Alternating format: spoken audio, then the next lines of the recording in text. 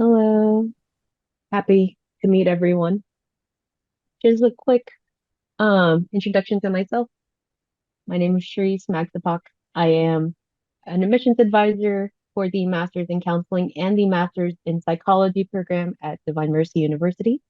I am also an alumnus of this university as well. I graduated last year with my Masters in Psychology, and the coursework is fairly similar in the sense of the online coursework, the learning management system through Canvas. So I can definitely answer some questions about how classwork works as well. So I can go ahead and get started. This is a presentation on the Masters in Counseling program at Divine Mercy University, and I thank everyone for coming. So welcome to Divine Mercy University. We are a Catholic institution comprised of two schools. So in 1999, we were founded as the Institute for the Psychological Sciences, which was just a school of psychology. In 2015, we expanded to university status with the addition of the School of Counseling. So we're really dedicated not only just to the study of psychology, but with the Catholic Christian view. We call that the flourishing model. And we teach counseling and psychology with the understanding of the person, marriage, and family. This is very important, of course, when you're looking into schools. Oh, hello, sorry. I thought there was a hand up. In terms of accreditations, we are institutionally accredited through SACS COC, which is the Southern Association of Colleges and Schools, which is through the Department of Education, and which also means we can award master's and doctorate degrees. In terms of counseling, the most important accreditation for everyone is the CACREP accreditation, which means that our program is um, is accredited for all 50 states to prepare you for the LPC exam, licensed practicing counselor exam in every state in the US, all 50 states. There are just a handful of states such as Ohio, Florida, California, that might need another class. And then there are a few states that need extra clinical hours, but all of that is built into our program. So with this KCAP accreditation means that again, our program is designed to help you pass your licensing exam in your state. So what makes that Divine Mercy unique is essentially this textbook called the Catholic Christian Meta Model of the Human Person. It's a textbook about this thick, and as a student, when I first saw it, I was really scared, but it's actually a beautiful, well-written textbook that's very accessible to everyone. We view each person theologically, philosophically, and psychologically. We are built in the image and likeness of God, but we have rational thought and emotions. But then how does that play into living out your vocations, living out a virtuous life? And all of that leads to this term called flourishing. At the end of the day, we want not only to personally flourish, but for everyone to flourish as well. And it's a great book. You can actually go on Amazon and get this book already. There's also a free chapter sample on our website. Go ahead and look for that chapter sample. So the number one reason to earn this master's degree is that you want to become a licensed mental health professional. So again, this master's program is designed to help meet the educational requirements for professional counseling licensure in actually all states. This deck needs to be updated in all states.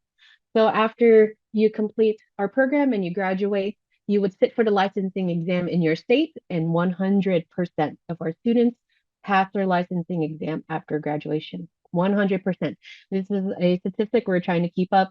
If you counted the years, we're on our 9th year for the School of Counseling, so one more year to 10 years.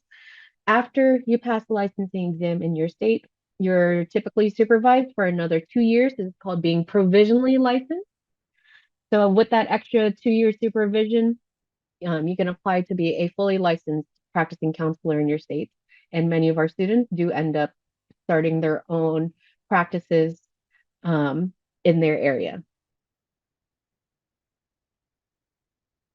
Now, our master's in counseling program is an online hybrid program. The majority of the work is done locally to you. The coursework, the classwork is done locally. The internship is done locally to you. The hybrid section comes in the form of 3 residencies.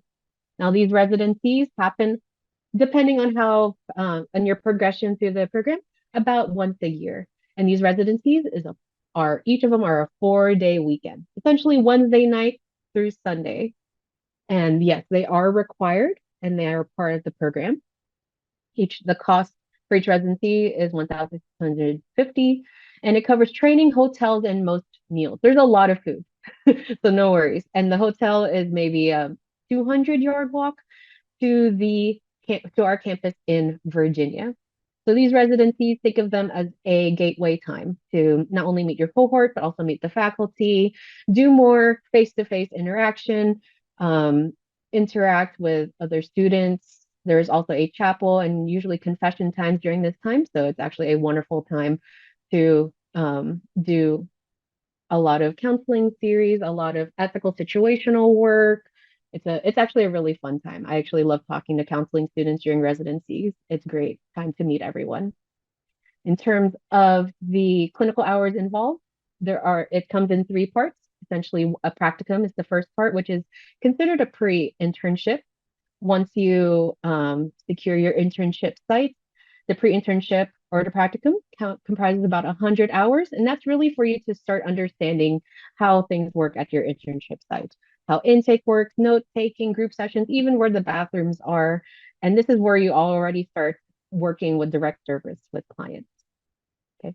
After this practicum, there are two internships that follow. Each internship comprises of 300 hours. Yes, I can send the PDF, no problem. The PowerPoint PDF as a PDF. Each internship comprises about 300 hours, clocking in at a total 700 clinical hours. Students are responsible for finding this practicum and internship sites with our guidance. So we have two directors of internships that will help you locate and provide some help in securing these internship sites. So again, these internship sites will be done locally to you. Of course, our faculty is extremely experienced. Dr. Frederica Vivjlaka, sorry, it's a problem saying her last name. Dr. V here is the program director for the School of Counseling, and she did a lot of her schooling here in Texas. Dr. Benjamin Keys and Dr. Sharp are both the directors of internship and training. And definitely, I wanted to mention Dr. Keys is the director also for the Center for Trauma and Resiliency Studies for those who want to be a certified traumatologist. This is a great thing to look into.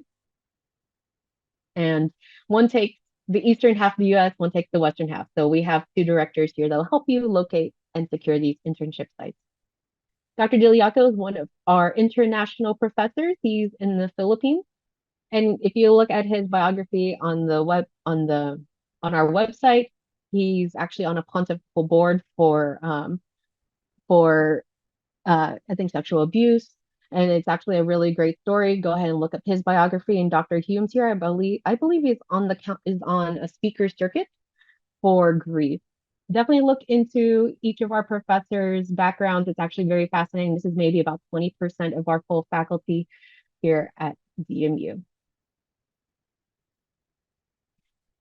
Now, you also have the opportunity to be the kind of counselor that you want to be, because our master's program is more of the general licensed practicing counselor, but you will have classes, for example, in marriage and family, in child and adolescent, substance abuse, grief and trauma. So you really get to be the kind of counselor you want to be. Now, if any of these look interesting to you, definitely put it in chat because this is really fascinating. I actually went to the last residency and I talked to a lot of students that really want to focus on grief and trauma. I thought that was really fascinating.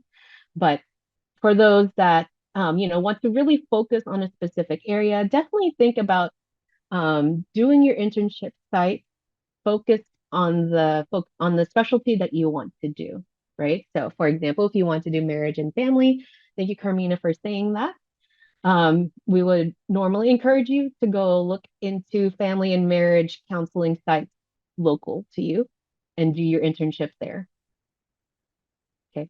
We have also some of our students that want to work in rehab, work with veterans, work in all different kinds of places as different specialties of counselor. Now, salary, of course, will be dependent on where you work, on the need in your area, what work setting you're going to go into. But I have found always a need for LPCs. I think ZipRecruiter was stating that the median salary range was around 70,000 for LPCs. Of course, that will just depend on where you work. Um, but definitely there's always opportunities for licensed practicing counselors all over the US. Now, another reason to gain this master's degree is really the flexibility. So when I was a student myself as in the master's in psychology program, I was a full-time worker and I did part-time work as a student. So I even traveled and I downloaded audiobooks. I downloaded PDFs on my phone. I would read while I was on the go. Literally, you can take your schoolwork anywhere with you and you have that kind of flexibility. Now, a lot of the work is asynchronous, meaning you can really study and learn in your own time. There are weekly due dates. So just think about it that way. If the class has due dates on Friday, make sure you just complete the work by Friday, turn it in, and then you can learn again on your own time. Depending on the counseling course, there are synchronous times. For example, the group counseling class needs a little bit more face-to-face interaction, but it'll be through Zoom. And in other classes, if a professor is setting up a time to talk to students, usually that is recorded and you can always re-watch it later. You have that kind of flexibility. There's also different ways to learn. There are lectures, recorded lectures. There are books to read, papers to read, audio books, as well as being able to really start practicing what you're learning, right? I did a class called Relationship Interventions in my master's in psychology program, and I actually got to practice with some of my friends. I had to record myself and post it. It was actually kind of fun. So again, you have the ability to learn anywhere, anytime. So here are the acceptance requirements for the Master's in Counseling program. Must have received a bachelor's degree, either regionally accredited or internationally recognized school. We would need official transcript. So if you are sending me, for example, an unofficial transcript, it would not count towards the official transcript requirements. It has to be sent via the school. Minimum overall 3.0 GPA and a 4.0 scale. There are a few exemptions to this rule. Now, if you're around 2.7, 2.8, 2.6, we can see if we can get a GPA waiver for you, but you would have to submit a writing sample for that. And that's usually no problem. You would have to talk to our program directors for that. Now, of course, the most important part here is the GRE. This is the most time sensitive requirement because once you have to schedule the test, and then it'll take about 2 weeks for us to get the scores. So just go ahead and bite the bullet and do the GRE because we don't have a score cutoff for the GRE. Just go ahead and take it. And the nicest thing about it is maybe for some of our students, you don't have to think about the math score. It's okay. I've talked to many of you who probably haven't done geometry in maybe 10 years, and that's okay. That's fine. We're really looking at your verbal and writing scores. Now, in terms of the GRE, you just go ahead and take it. You don't really need to study for that. Just do your best, do what's naturally good for you. Now, if you have already taken any graduate level, master's level work, master's or doctorate levels, we can request the GRE requirement to be waived. Okay, you'll have to send us the master's or doctorate transcripts, and we can go ahead and see if we can get that GRE waived. Oh, thank you, Suzanne, for letting me know that. Yes, so you won't have to take the GRE again. We would just have to request the GRE requirement to be waived. Must complete fully all admissions documentation, including letter recommendation, personal statements, resume, etc. And I can have all of that ready for you. If you're interested, feel free to email me after. Must complete financial packaging as well as being accepted by the admissions acceptance committee. Now, after you turn in all the documentations, there are 2 rounds of interviews. One with me, where I will coach you for the upcoming group faculty interview, and I will explain that more in a little bit. For those who are international students, if you have received your bachelor's degree from abroad, you must do a transcript evaluation to make sure that it matches the US level for as a bachelor's degree. And international students must also take the TOEFL. Now, remember that our Master's in Counseling program is really meant for those in the US, but we do accept some international students, specifically from Australia, UK, Ireland, and Canada. Sorry, I was missing one country. Okay, so if you have any questions about acceptance requirements, feel free to ask it in the Q&A or in the chat. So this is the total tuition investment for this program, 925 per credit, 66 graduate hours, 66, with the associated tech fees per class, $50 per class. There are lab fees and residency fees that I mentioned earlier, coming out to a total of 67,500. But this is, of course, not all upfront, nor is this with scholarships and grants, right? This is straight up the flat out cost. Now, the only fees I would see that aren't associated with this is the application fee and graduating fees. So there are very important ways to make grad school more affordable because we are accredited. We do participate in federal aid for student loans. You can ask your employer for if there are any tuition reimbursement benefits through your employer. We are approved veterans funding to the GI Bill, Yellow Ribbon, etc. Now, of course, if you've already done financial aid before, graduate level financial aid works slightly different. It's a set amount every year, but that's something that our university does, is that we actually help you set up a meeting one-on-one with financial aid so they can determine all possible financial aid routes for you. We do have, again, scholarships and grants. You can look for more information on here. We do have the competitive 50% and the 25% tuition discount. You would have to be a full-time student in order to gain the merit scholarship, but definitely look into other scholarships that we have on this website. Alternate funding, of course, if you have any private funds, there are many Catholic nonprofit organizations that can help you match funds as well. And this is very interesting it was very interesting for me in terms of cash plans. Now, I was, again, a full-time worker while I was a part-time student, and you're only charged for the classes you're about to take for that term. So there are fall, spring, and summer terms, and you're only going to be charged for the classes you're about to take. And I was able to set up monthly payment plans, interest-free, through the school. So I thought that was really helpful. It didn't hit the wallet quite as hard. So definitely something to look into, and that's a conversation with financial aid and student accounts.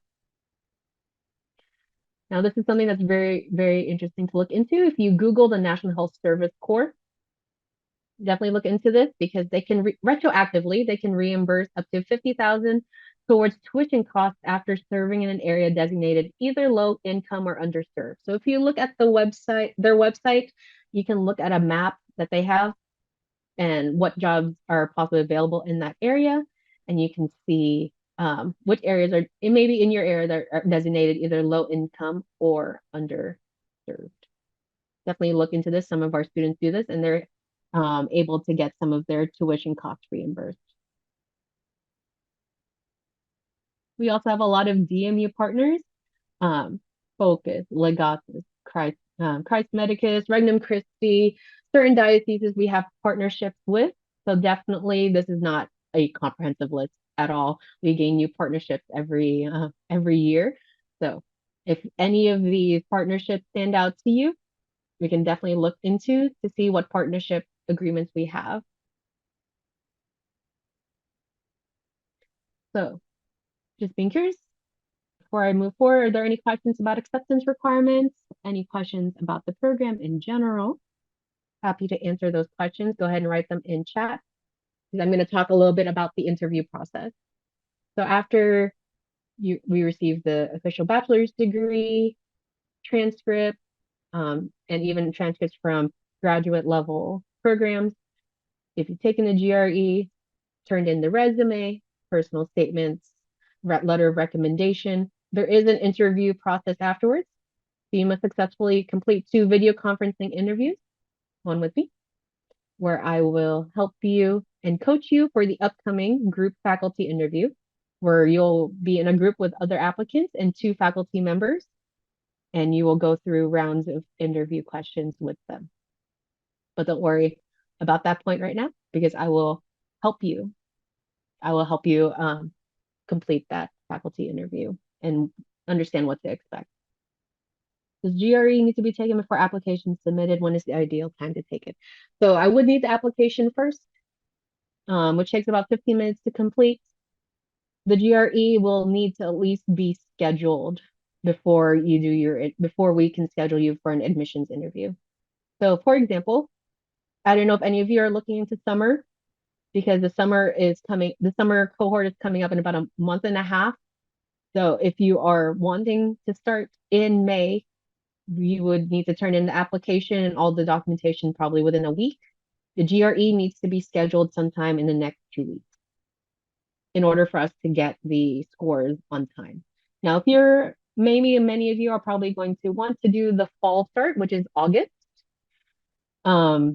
The August timeline, I would say, is that you can go ahead and fill out the application now. The application for fall is already open. You can go ahead and turn that in and go ahead and start submitting documentation because I already have a lineup of fall students that are waiting to do their admissions interviews.